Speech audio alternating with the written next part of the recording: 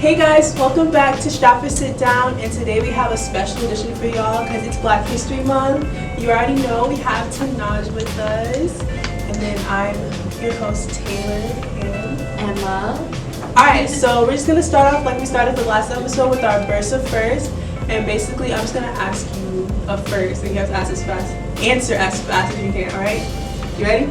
Alright, so first kiss. Woo! Fifth grade. Okay. Alright, first time you got in trouble.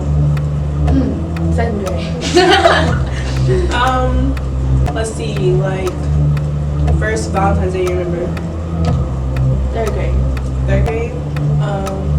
Ooh, first job. First job. This year. At where? What was it? Wingstop. You work at Wingstop? Ah! Wow. And then last but not least, when's like the first time you were experiencing like racism? First grade. First grade? What happened? Someone called me a burnt biscuit. I'm not gonna lie to you, when I was in elementary school, people used to call me a bird zucchini. Are you for real? Okay, That's not even made. Because you know all the VeggieTales, First of all, anybody that watches VeggieTales and calls you a vegetable because I was tall, is on a line. I was tall and dark skinned, so they were like, "You a bird zucchini?" And like back then, it used to hurt, but I used to like laugh at it because I was like, I didn't want people to think I was lame, like type stuff. So I'm like, haha, yeah, bird zucchini. So yeah, so basically, what we're talking about today is what it's like to be Black in America, and we could just start off like when we were young. Like I remember when I was young, the first time I really like was like aware of like the fact that I was Black and like other people like didn't experience the same thing as me was in like kindergarten. Because like I had this conversation with this girl, or it wasn't kindergarten, it was first grade. Because I was talking to this girl and she was like, we were talking about Michael Jackson. And you know, like when we were younger, Michael Jackson kind of used to scare kids or whatever. So I used to be like his nose scares me or whatever. And she's like, it scares me because he's Black. And like I went home and I was like, Mom, like she said Michael Jackson scares her because he's Black. And my mom was like, well, that's just how it is for some kids. And like when you're a kid and you hear that's just how it is, you're just kind of like, why though? Why is it like this? First of all, if I'm ever problematic like that, No, Emma is not like that. She uses her white privilege to her advantage. To our advantage. Like she helps out like everything. So we thank Emma for being an unproblematic white person. What about you? Mine was like kindergarten going into that first grade. When I wanted to straighten my hair like really bad. I wanted my hair to be straight, and my mom got really upset because I didn't like my hair. I didn't like my natural hair at all. I wanted it to be straight and silky, like everyone else's. And we had a talk or whatever, and that's when I really realized that I'm Black and that I have to live in my Black skin. Yeah, hair is a freaking journey for Black women, bro. Like when I was younger, my hair it was like this probably, but when you're younger, like your mom does not want to deal with that because she has to do your hair. So like my hair was really long, really big, curly. And one day my mom was like, because I always wanted it straight. I always wanted it straight. Because I remember, I have so many stories. So I remember we were like in the hallway and like girls were like swinging their hair or whatever, and my hair was in braids. And I was swinging my braids. It's like, no, you can't swing your hair unless it's straight. So I was like, okay, I went home, I was like, Mom, straight my hair. Like, oh, my hair. So she put a relaxer on me, and that was just like insane. I had a relaxer from when I was like 6 years old to when I was 14. And when I was 14, I got frustrated with it because my mama didn't want to do my hair all the time because I was too old. So I went natural. I got my first relaxer in sixth grade, actually, and I had to beg my mom, my grandma, her sister, her cousin to let me do it because I just wanted straight hair. Like I wasn't able to put my hair in a ponytail and I could still swing it. Like it would be like a little puff ball, and I didn't like that. So. Right, and I always imagine what it would have been like if we would have just like not relaxed our hair. Right. My hair would be like it wouldn't even fit in the camera. My hair would be this big, like if I hadn't relaxed it. But Yeah. Did you ever have any? Did I? No, not particularly because of my race, because, you know, I'm pure Aryan. For me, like, Did you have any like black friends? Well, when you were younger. I did, yeah. You don't know her, Sierra? Oh, I do know. It was Oh, like you do? homecoming first grade. Yes, I'm Sierra. But growing up, I didn't really have a lot of like friends other than like the rich white people, because like that's what I kind of like grew up with like in elementary school. And then like going into like middle school is kind of when I got like introduced like to actual like people other than one like socioeconomic group. Yeah. And like ever since like 6th grade, I started branching out, and I like now I don't even associate with the people that I was friends with like outside, and I have more of like a diverse like friend group. Yeah. But like what y'all were saying with like the hair and relaxing it in order, like you wanted it in order to look like other people, like there's such this like stigmatized like standard of beauty that y'all have to live up to, and it's so unfair because like you're not pretty unless you have your hair straightened, or your curly hair makes you look like somehow like ugly or something, and that's not true. Like y'all are like, you two are so beautiful, and like the fact that y'all had to like go through that really makes me upset because Emma's so sweet. but it really makes me upset because I'm like, I look at y'all and I'm like, y'all are so nice like inside, and you're beautiful inside and out, and so someone had the audacity to say that to you. And at that age too. Yes. Like, it sucks. The thing about hair, like, you see how like everybody like on like supermodels, whatever, they be having box braids, dreads, this and that, right? But there's black kids getting kicked out of their schools because they have dreads and braids and all this stuff. That's why when it comes to like, and I know everybody's gonna be like, oh my gosh, like whatever, but when people that aren't black wear braids and all this stuff, I just be like, I don't like it.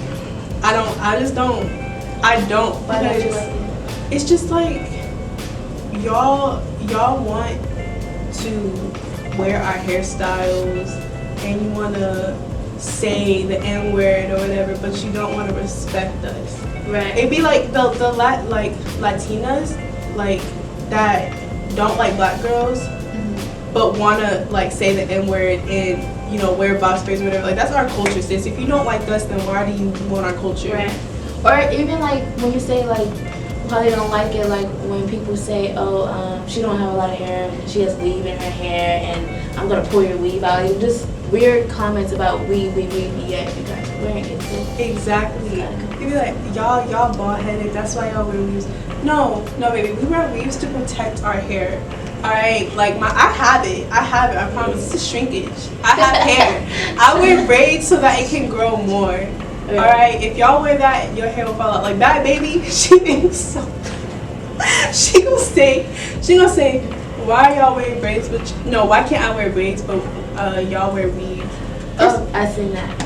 I was like, first of all, we don't go to the freaking beauty spot and get Caucasian hair. It says Brazilian wavy. Guys, Brazilian, Indian, Malaysian, Exactly. nothing about Caucasian, nothing about all of that. So We like, and I don't want it to be like we have something against like no, we not don't. at all. It's just Like, we go through it, especially when you go to your school that's 9% black and like 42% white.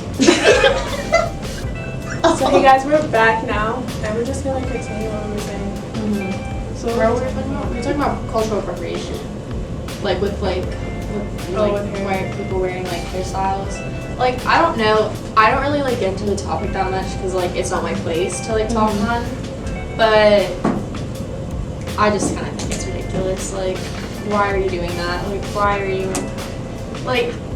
It's like making fun of someone for wearing a purple shirt and then going and wearing a purple shirt. Right. thank you. That's all we're saying. Like, we don't have a problem with like, you know, that's a hairstyle's a hairstyle, but don't just like I don't Don't say. disrespect. Yeah, us don't in disrespect the our process. culture and all that stuff, and then go back and just wear the things that we wear in our culture, and then expect us to just be okay with it. When you talk bad about it all this time. Yeah. But another thing that I wanted to talk about is I just wrote an essay about this. Is colorism, right? I just wrote a whole essay about this. I was so proud of it. Because one thing I talked about was like how young we were when we first experienced colorism, especially as like dark skinned black girls. Like I remember my dad and my uncles used to tell me like, you better not stand in the sun for too long. Like dead serious. Like they weren't like playing. Like they were like, don't stand in the sun for too long, because like I would get too dark, right? And I would just like, as a young girl, I would just be like when you're young, that like gets stuck in your mind. So when I was in elementary school, I went to elementary school with a lot of like, it was like Stratford. So when I went to middle school and there was like black kids and stuff, and a lot of them were light skinned. Like that was like this is gonna sound weird. I went to middle school. That's like the first time I met anybody that's mixed. Like it's dead serious. So like they were all like light skinned, and I was like, why don't I look like that? And their hair was like all loosey and curly or whatever. So then I tried to talk to this boy that was light skinned and he was mixed. And God, he was so fine. But he was like, nah, I don't talk to dark skins. I was like, I experienced that too. With a light skinned boy in middle school. dude, because they be dead serious. Like it's not like a preference. Like they're just like, oh, I prefer light skinned girls. Like they're like, no, I don't date dark skins because this and that. Like they have so many reasons as to why they don't. Yeah, like you can have a preference on like your type of person that you like. Like, oh, I like brown-headed, like dark hair versus like blonde hair, or I like what tall people versus short people. Yeah. But like, there's a difference between preference and then just saying you don't like those type of people. Like you can say, oh, like you were saying, you can say, oh, I prefer like light-skinned people versus like, oh, I don't date the blah blah blah, whatever. I don't date this person, I don't date that person. Like I've heard people say they don't date black girls or dark skinned girls because of our attitude. Yo, like, anybody can have an attitude. Anybody can have an attitude. What just happened? dude, is it recording over? Yeah, was. It's recording over. That was over the. No, yeah, I think. That was over the cutoff though. Yeah, no, it's fine. It's fine. Okay. Anyways, so let's start. This was Just supposed to get good. Because I started. Okay. But like, no, listen. I have little, like, he gonna know who I'm talking about too. He said I don't date black girls because I don't like their attitude. But when boys say black girls, they mean dark skinned girls. Because a light skin, they do not equate that with blackness. And I know that's frustrating for light skinned people because y'all are black too. Black, they be like, no, I don't date black girls, but I date light skins. What's a light skin? Please explain to me what's a light skin. I'll wait. Or like when they say that light skins aren't black because they're mixed and they have different ethnicities. They say, oh, Exactly. because you're 2% Caucasian, you're not black. Like, And then it like creates like this other like whole entire like prejudice system based on like, oh, well they're not white but they're also not black. Like, well they're both. What are they? They gotta face like an identity crisis. Like, and they're like, what am I? I feel like if you're mixed with black, you're black. Because you still go through, you're gonna go through the same thing we go through, but you also have privilege because you are light skinned. Like, it's similar to white privilege, but it's obviously not the same. Because, like, back in the day, like, when, after, like, slavery, because, you know, in slavery, like, the reason that colorism exists is because, like, the light-skinned slaves were in the house. Because they were usually products of, like, slaves being raped by the slave master. They're mixed. So, they got to stay in the house while the other slaves were in the fields, and that's, like, became equated with privilege. So now they see light-skinned, if you're light-skinned and you're in the house, you're privileged, because you're in the air conditioning. I don't know if they have air conditioning. But you're in the house. You're in the house while I'm out here picking cotton, like, you know. So then it carried on into now, and we still experience it to this day. And I think it's stupid. I think it's so stupid. or when they say like light skin is so bad and dark skin is so good. It's just It hurts. yeah. I mean I don't care anymore. It just hurts for other people because I know I'm cute and Exactly. Like you're missing out, bro. yeah, for exactly. sure. Like that theme when you say I'm pretty for a black girl. Oh my. Sis, You're I'm not pretty for a dark skinned girl. Right, baby. I'm a pretty dark skinned girl. That let's keep that stat right there. Like I'm pretty period. Like that's Exactly. official. Yeah. Like imagine if you, I'm sorry, but imagine if you walked to somebody like, you're pretty for light skin. Like they'd be like, huh?